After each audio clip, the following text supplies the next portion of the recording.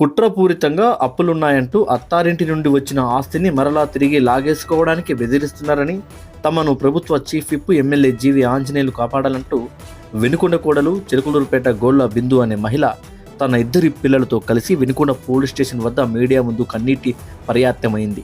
తమ మామ గోళ్ల మహేశ్వరరావు ఫోర్జరీ సంతకాలతో ఆస్తులను బదలాయించేందుకు ప్రయత్నిస్తున్నారని ఆరోపించింది. ఆస్తులుగా ఉన్న భవనాల తాళాలను పగలగొట్టారని, అక్కడితో ఆగకుండా ఫోన్ల ద్వారా బెదిరింపులకు పాల్పడుతున్నారని, ఉన్న ఆస్తులను ప్లాన్ ప్రకారం కుమార్తెకు బదలాయించారని, తమను ఎలాగైనా ప్రభుత్వ చీఫ్ న్యాయం చేయాలని వేడుకుంటూ పలువురుపై ఆరోపణలు చేశారు.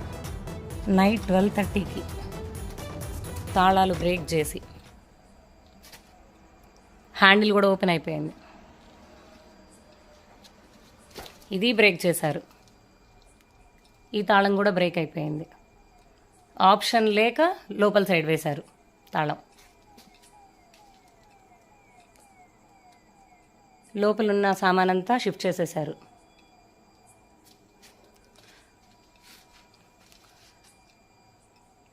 ఇక్కడ ఉన్న కెమెరా కూడా ఆఫ్ చేసేశారు. నా పేరు బిందు అండి. మాది చిలుకలూరుపేట. 2011లో గోళ్ల కిరణ్ కుమార్ని మ్యారేజ్ చేసుకున్నాను. వాళ్ళ నాన్నగారు వచ్చేసి గోళ్ల మహేశ్వరరావు గారు. 14 ఏళ్ల క్రితం మాకు పెళ్లికి ముందే 2 months గ్యాప్ ఉంది. ఆ 2 months గ్యాప్లో మా మామగారికి చెడు వ్యసనాలు ఉన్నాయని తెలుసుకొని మా నాన్నగారు పెద్ద మనుషులతో కూర్చోబెట్టి ఎంతో కొంత అబ్బాయి పేరు మీద ప్రాపర్టీ ఉంటేనే పిల్లని ఇస్తామని చెప్పారు.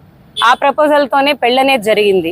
ఈ 14 ఏళ్ల నుంచి కూడా ఏదో రకంగా ఆ ప్రాపర్టీ వెనక్కి తీసుకోవాలని మమ్మల్ని చాలా హెరాస్ చేస్తున్నారు. నాకు 2 ఆడపిల్లలు. మా ఆడబడుచు కట్నం కోసం 2 కోట్ల అప్పులున్నాయి మా నాన్నకి, ఆ అప్పు నువ్వు తీర్చాలని చెప్పి నన్ను నా భర్తని హెరాస్ చేసింది. ఈ టైంలోనే నా మరిదికి ఎటువంటి జాబ్ లేదు. ఈ 14 ఏళ్ల నుంచి అతను ఖాళీగా కూర్చొని తిన్నాడు. నేను టైలరింగ్ షాప్ పెట్టుకొని నా ఇన్కమ్ నేను పిల్లల్ని నేను చూసుకుంటా వచ్చాను. నా భర్త సపోర్ట్ కొంచెం ఉన్నా కానీ వాళ్ళ వైపు నుంచి బాగా ప్రెషర్ నా అత్తమామల నుంచి, నా ఆడబడుచు, నా మరిది నుంచి నా భర్తకి ఎక్కువైపోయి ఎటువంటి మాకు న్యాయం జరగనీయకుండా ఇన్ని సంవత్సరాల నుంచి చేశారు. ఈ టైంలోనే 2 కోట్ల అప్పు ఉంది, 2 కోట్ల అప్పు తీర్చమని నన్ను నా భర్తను ప్రెషర్ చేయగా ఇంకా వాళ్ళ మీద కట్నం కోసం ఇబ్బంది పెడుతున్నారని చెప్పి మేము కేసులు పెట్టాము. ఈ సిచ్యుయేషన్లోనే ఏదో రకంగా ఈ ప్రాపర్టీ వెనక్కి తీసుకోవాలనే ఇదితో సీనియర్ జర్నలిస్ట్ మల్లికార్జునరావు అని పెద్దవాళ్ళ పేర్లు యూజ్ చేసుకొని మమ్మల్ని చాలా ఇబ్బంది పెడుతున్నారండి. మా నాన్న మాట్లాడడానికి అని చెప్పి మల్లికార్జునరావు దగ్గరికి వెళ్ళారు. నువ్వు ఊరు దాటి పొలివేర్లు దాటి ఎలా బ్రతికి బయటకు వెళ్ళగలుగుతావో నేను చూస్తాను, నీ అంతు తేలుస్తానని మల్లికార్జునరావు గారు మా నాన్నని బెదిరించారు. ఇంకా మేమేమీ చేయలేక దాదాపు ఈ 4 years నుంచి 3 years నుంచి మేము బాగా సఫర్ అవుతున్నాం, స్ట్రగుల్ అవుతున్నాం. ఎమ్మెల్యే గారి చుట్టూ తిరుగుతున్నాం, ప్రజా దర్బార్లకు వెళ్తున్నాం, సిఐ గారిని కలుస్తున్నాం. ఈ టైంలోనే నా భర్తకు భయం వేసి ఆ భయంతోనే నా పిల్లల పేరు మీద ఆస్తినంతా వెనక్కి రాసేశారు.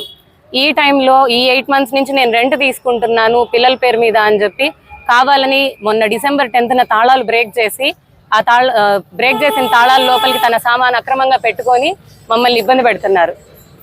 December 10th నుంచి 4 months నుంచి ఆల్మోస్ట్ నేను ప్రతి వీక్కి నేను ఇక్కడ సిఐ గారిని కలుస్తున్నాం, అందరినీ కలుస్తున్నాం. ఎటువంటి న్యాయం జరగట్లేదు. ఈ 4 monthsలో కూడా ఎవరు ఏమీ న్యాయం చేయకపోగా అది ఆసరాగా తీసుకొని మళ్ళీ ఇంకొకసారి మొన్న 5 days బ్యాక్ వచ్చేసి మళ్ళీ తాళాలు పగలగొట్టి ఇంకొక షాప్ని కూడా కాంప్లెక్స్లో ఇంకొక షాప్ని ఎంటర్ అయ్యాడు.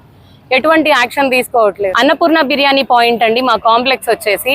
అరుణ హాల్ థియేటర్ ఆపోజిట్లోనే అన్నపూర్ణ బిర్యానీ పాయింట్ ఉందండి. దాంట్లో ఫ్రెండ్ షాపు ఇలానే చేస్తున్నారు బ్రేక్ చేసి. బ్యాక్ సైడ్ కూడా కాంప్లెక్స్లో ఇంకొక షాప్ ఉందండి, అది ఇలానే చేశారు.